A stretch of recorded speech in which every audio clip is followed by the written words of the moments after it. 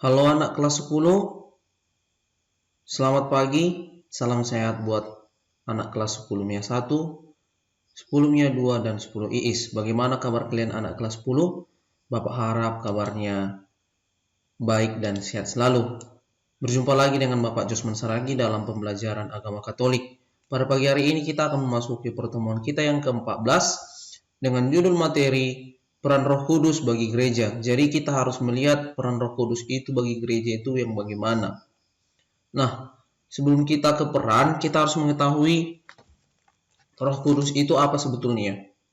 Roh Kudus, kalau dalam bahasa Ibrani, yaitu ruah, dan dalam bahasa Yunani adalah pneuma, berarti nafas atau angin, dan diterjemahkan dengan roh yang menunjukkan kuasa memberi kehidupan yang tak terlihat. Jika digabungkan dengan kudus, maka kuasa itu dikatakan sebagai yang ilahi. Meskipun kombinasi dua kata tersebut hanya tampak 3 kali dalam Perjanjian Lama. Dalam kitab Yesaya 63 ayat 10-11 dan kitab Mazmur 51 ayat 11. Ada banyak pengertian yang salah mengenai identitas Roh Kudus. Ada beberapa pandangan yang menganggap Roh Kudus sebagai suatu kuasa mistis. Yang lainnya memandang bahwa Roh Kudus sebagai hanya semacam kuasa yang Allah berikan kepada para pengikut Kristus. Kita lanjut. Kalau dalam buku paketmu ini terdapat pada halaman 136. Materi kita yang ke-14 ini. Nah, pengertian Roh Kudus. Roh Kudus adalah Allah melaksanakan pekerjaan yang tak dapat dilakukan siapapun kecuali dirinya. Nah, Roh Kudus menciptakan langit dan bumi serta segala isinya dengan kehendak Allah dalam Kejadian 1 ayat 2 dan kitab Kejadian 26 ayat 13. Ia membangkitkan orang mati dalam kitab Roma 1 ayat 4-6-11, menyebabkan orang dilahirkan kembali dalam Yohanes 3 ayat 5-7 yang berisi tentang pada mulanya adalah firman. Firman itu adalah Allah itu sendiri dan firman itu bersama-sama dengan Dia. Itulah yang dimaksud dengan melahirkan kembali. Mengisapkan dunia akan dosa, kebenaran dan penghakiman dalam Injil Yohanes juga, Yohanes 16 ayat 18, dan mengusir setan dalam Injil Matius 12 ayat 28. Juga terdapat di situ tentang lebih dari bukti-bukti Roh Kudus mempunyai semua sifat Allah yang bersifat kekal, Maha Tahu, Maha Kuasa, dan Maha Hadir. Kita lanjut.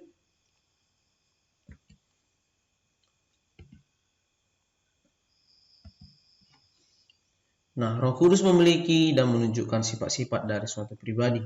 Yang pertama, Roh Kudus memiliki kecerdasan. Yang kedua itu Roh Kudus memiliki perasaan dan kehendak. Nah, kita tahu bahwasanya Roh Kudus mengajarkan orang-orang beriman mengikuti Yesus Kristus. Roh Kudus menyanggupkan kita melayani Tuhan yang menciptakan langit dan bumi. Roh Kudus juga memimpin mereka agar menjadi hal memperkenalkan Bapa di surga sebagai prioritas. Siapa itu mereka? Mereka itu adalah kita.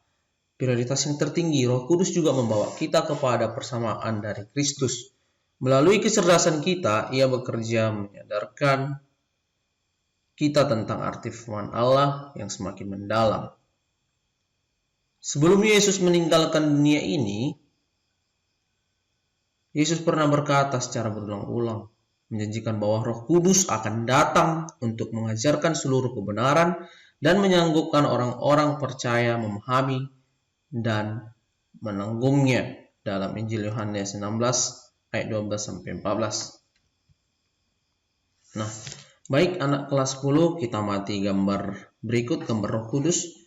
Nah, gambar yang pertama ini adalah suatu gambar 2 tangan. Ini termasuk Roh Kudus juga.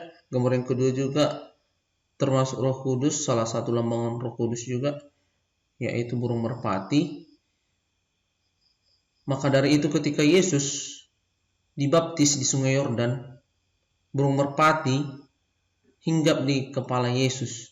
Itu artinya bahwasanya Yesus Kristus adalah sebagai anak Allah yang kudus, sebagai Roh Kudus juga. Jadi burung merpati ini adalah disimbolkan sebagai Roh Kudus. Ini juga ya burung merpati, begitu. Nah, jika kita amati, mungkin kita satu pemikiran. Seperti yang Bapak bilang tadi, bahwasanya Roh Kudus itu disimbolkan dengan burung merpati, dan kedua tangan. Nah, kita lanjut. Nah, ajaran Roh Kudus. Baik, ajaran Roh Kudus selalu memimpin orang-orang beriman ke arah pelajaran yang harus dikuasai oleh Roh Kudus. Janji-janji Tuhan semacam itu digenapi dalam kehidupan para murid sesudah hari Pentakosta, dilahirkan baru dan dipenuhi oleh Roh Kudus. Dapat dibandingkan dengan memasuki sekolah Roh Kudus. Sekolah ini tidak mengenal libur ataupun hari besar. Dalam setiap situasi kehidupan, Roh Kudus menampilkan Kristus sebagai teladan iman, teladan kita dalam pelajaran firman. Roh Kudus menghibur orang-orang percaya, tetapi ketika Yesus meninggalkan mereka, para murid merasa bagaikan yatim piatu tanpa hiburan. Mereka tidak mengerti janji Yesus Kristus kepada mereka dalam Yohanes 14 ayat 16. Di situ berkata bahwasanya dikatakan, aku akan meminta kepada Bapa dan ia akan memberikannya kepadamu seorang penolong yang lain, supaya ia menyertai kamu selama-lamanya pada hari Pentakosta atau pada hari ke-50. Penta artinya 5. Hari ke-50. Para murid ini dipenuhi oleh Roh Kudus dan mereka mulai berkata-kata dalam bahasa-bahasa lain seperti yang diberikan oleh Roh kepada mereka untuk diucapkan. Setelah mereka mengalami peristiwa yang ajaib itu, hati mereka penuh dengan penghiburan, sejahtera, dan keberanian. Jadi pada saat hari Pentakosta, hari turunnya Roh Kudus atau hari ke-50, Penta itu 5 ya. Jadi Pentakosta hari ke-50. Di situ para murid berbicara dengan bahasa-bahasa roh. Dan tidak ada yang mengetahui bahasa-bahasa roh itu. Hanya mereka lah, sesama mereka yang mengetahui bahasa-bahasa roh mereka. Seperti itu ya. Nah, ajaran Roh Kudus juga selalu memimpin orang-orang beriman ke arah pelajaran yang harus dikuasai. Nah, Roh Kudus juga mengajarkan orang-orang beriman mengikuti Yesus Kristus. Roh Kudus juga menyanggupkan kita melayani Tuhan, menciptakan langit dan bumi, dan Roh Kudus juga memimpin mereka agar menjadi hal memperkenalkan Bapa di surga sebagai prioritas tertinggi, dan Roh Kudus juga membawa kita kepada perantaraan Yesus Kristus dan kepada persamaan dari Kristus.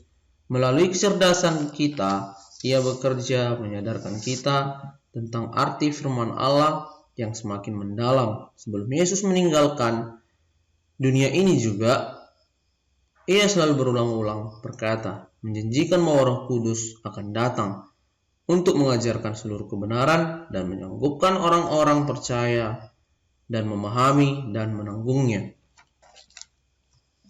Kita lanjut. Nah, inilah dasar kitab suci tentang Roh Kudus akan datang untuk mengajarkan seluruh kebenaran. Mengajarkan seluruh kebenaran dan menyanggupkan orang-orang percaya dan memahami dan menanggungnya. Dalam Injil Yohanes 16 ayat 12-14. Di rumah kamu bisa membuka kitab suci kamu dalam Injil Yohanes 16 ayat 12-14 ini. Silakan kamu buka ya. Nah, untuk tugas ada 2. Pada pagi hari ini ada 2 soal. Yang pertama, kamu jelaskanlah apa yang dimaksud dengan pengertian Roh Kudus. Yang kedua, sebutkan dan jelaskanlah sifat-sifat dari suatu pribadi Roh Kudus itu yang bagaimana. Gitu ya. Semoga kamu paham dengan pembelajaran kita pada pagi hari ini, pembelajaran agama. Tetap semangat anak kelas 10 dalam pembelajaran agama Katolik, pembelajaran daring agama Katolik. Selamat pagi, salam sehat, Tuhan Yesus memberkati. Saya Bapak Josman Saragi mengucapkan terima kasih.